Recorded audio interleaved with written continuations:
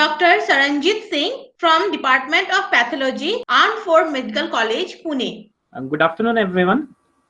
Title for my paper presentation is Chromosomal Abnormality Spectrum and Endocrine Profile of Male Infertility with Non-Obstructive C1 Abnormality, a case control study, and I am being guided by Dr. Lieutenant Colonel Paresh Singh. The study was carried out at Department of Cytogenetics in the Department of Pathology, Armed Forces Medical College, Pune. Coming to the background, WHO defines primary infertility as a disease of reproductive system in which there is a failure to achieve clinical pregnancy after 12 months or more of regular unprotected sexual intercourse. Generally, primary infertility affects 3 to 15% of a couple.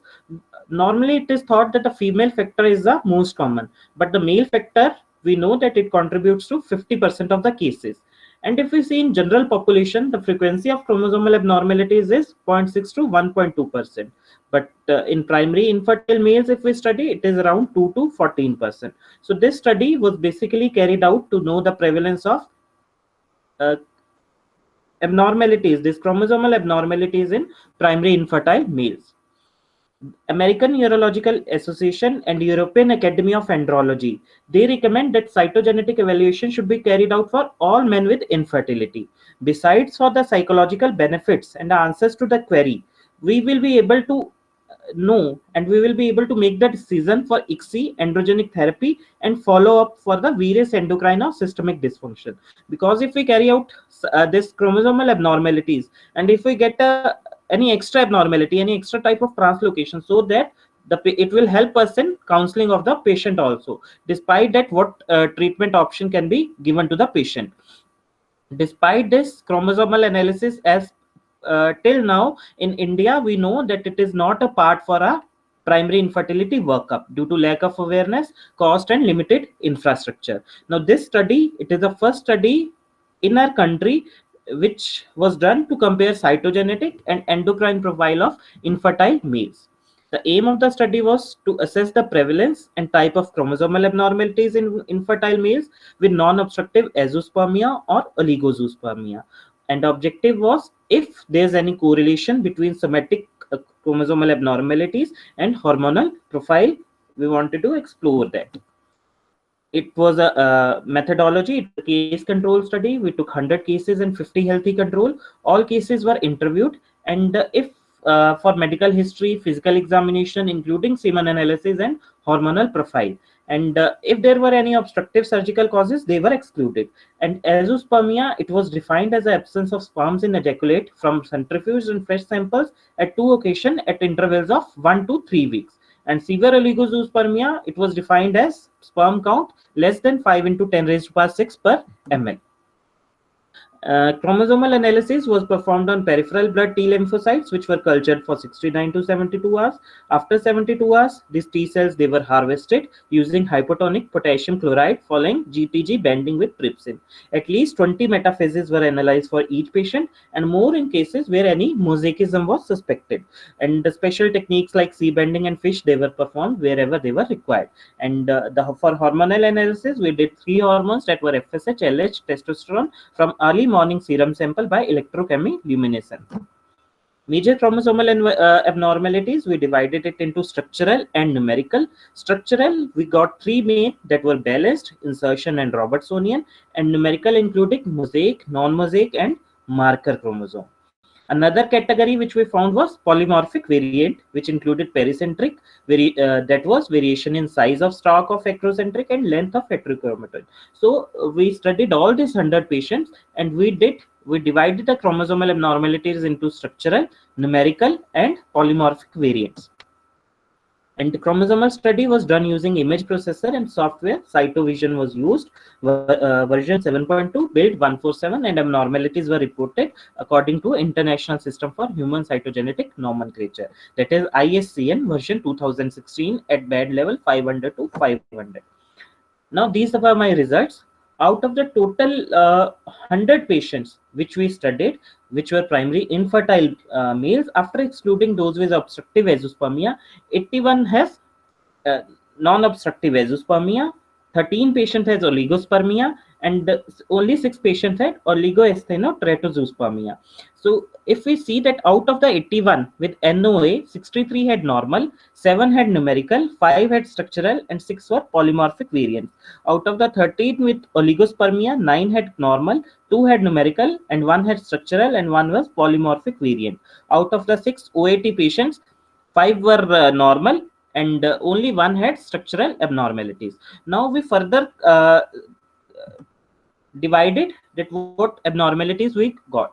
Now we can see this is a most important slide for our results. As we can see, out of the numerical abnormalities, so most of the numerical abnormalities, we can see that this 47XXY is a Klinefelter syndrome. Now this was a mosaic Klinefelter syndrome. So the most common 3 patients were 47XXY, they were plain pure Klinefelter. Then there was mosaic Klinefelter. This is also mosaic Klinefelter, that is XXY with additional abnormalities. Then there's 2 for pure 47XYY, and then this is mosaic 47XYY. So mostly we can see that this 8 patients are plain Klinefelter syndrome only. So out of we can see that if we do a study like this, and then primary infertile males, which the patients did not know, they had normal phenotype, but out of them, these 8 patients, they were Klinefelter syndrome, and one was 47XY with marker chromosome.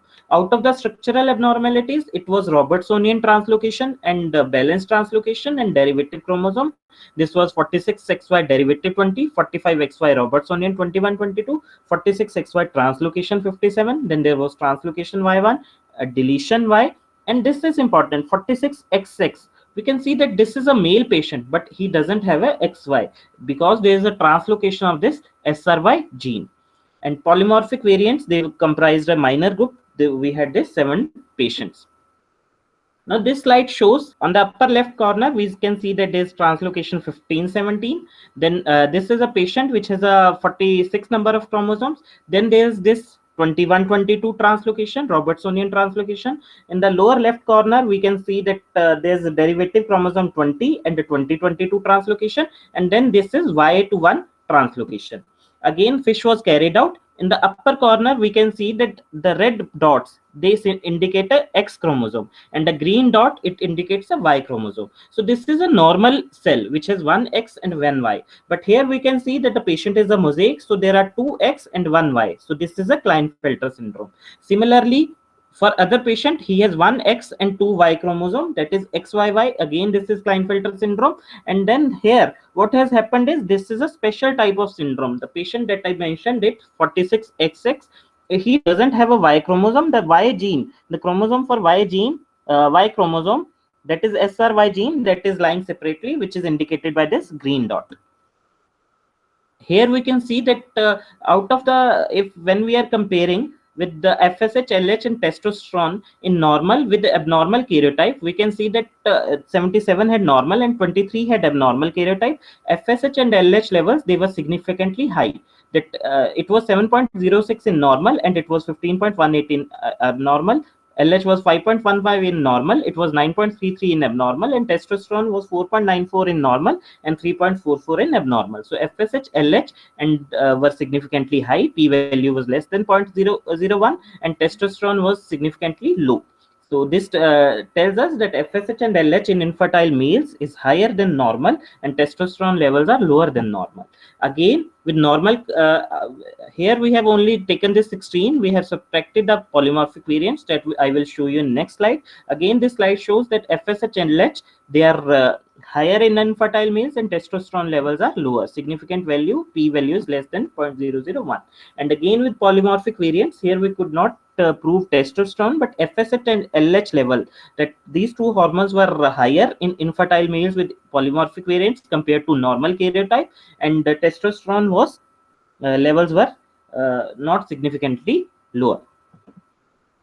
Coming to the final part, the prevalence of genetic abnormalities varies from 4 to 13%. Mostly it will involve the sex chromosomes, but it may also involve autosomes. Azoospermia was the most common presentation, and as I told, Klinefelter syndrome is the most common gonosomal numerical abnormalities. Other syndromes like Jacob syndrome, and DLACHFL. This was 46XX that we saw in the previous slides. It was also a rare variant, and we got a single patient out of our 100 patients, infertile patients. We had this one. This is a very rare variant, and in our study, we could get this one patient, that is DLACHFL syndrome.